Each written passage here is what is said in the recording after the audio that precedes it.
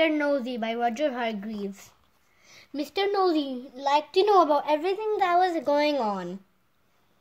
He was always poking his nose into other people's business. Mr. Nosey was the sort of person who, if they came upon a locked door, couldn't resist looking through the keyhole to see why the door had been locked. Mr. Nosey was the sort of person who, if he found an open letter addressed to somebody else, would simply have to open it to find out what was inside.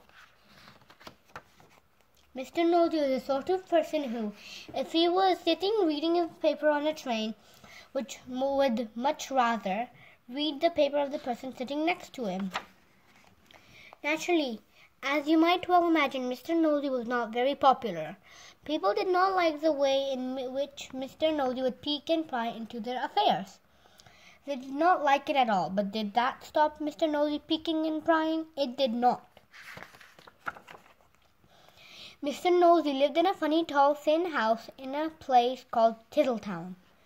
The people of Tiddletown decided that Mr. Nosey was becoming much too nosy, and so they held a meeting to discuss what to do about him. "We must find some way of stopping him being so nosy," said old Mr. Chips, the town carpenter. "That's right," said Mrs. Washer, who ran the Tiddletown laundry. "He needs to be taught a lesson." "If only we could think of a way to stop him poking his nose into everything," said Mr. Brush, the painter.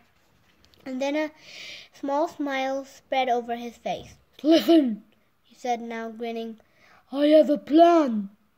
All his friends gathered around to listen to his plan.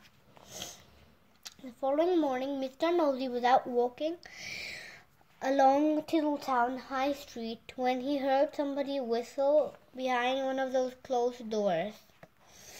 "I wonder what's going on here," he thought to himself, and tiptoeing up to the door, he quietly opened it and peeped in.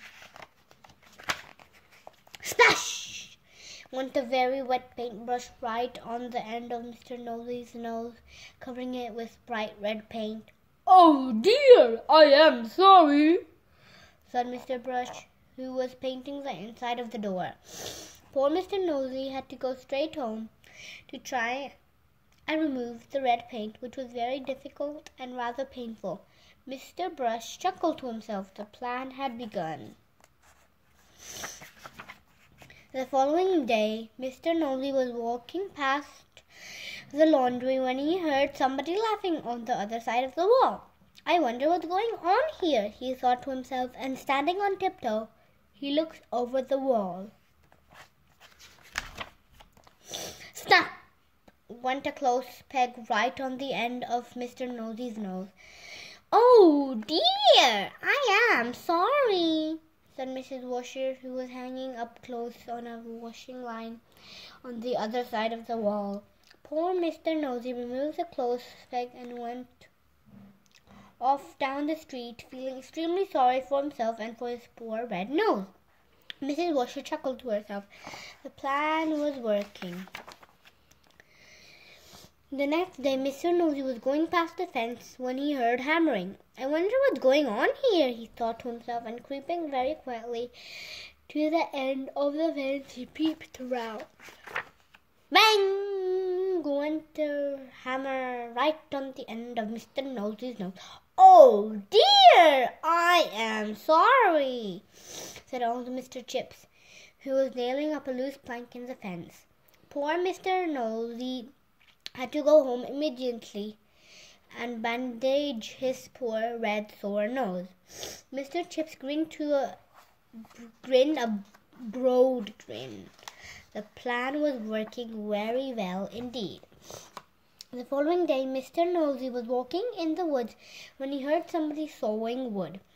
"I wonder what's going on here," he thought to himself, and he crept up behind a tree. He was just about to peer out from behind the tree when it suddenly occurred to himself that if he did, something very nasty might happen to his nose. And so he went on his way without being nosy. Behind the tree, with a saw raised in his hand, stood Mr. Herd the farmer. When he saw that Mr. Nosey had gone on his way without being nosy, he laughed and laughed and laughed. The plan had worked. Mr. Herd hurried into Tiddletown to tell everybody. The plan really had worked, because after that Mr. Nosey stopped being nosy and soon became very good friends with everybody in Tiddletown. And that is the end of the story, except to say, if you are as tempted to be as nosy as Mr. Nosey used to be, you'd better expect one thing: a sore nose. The book has ended.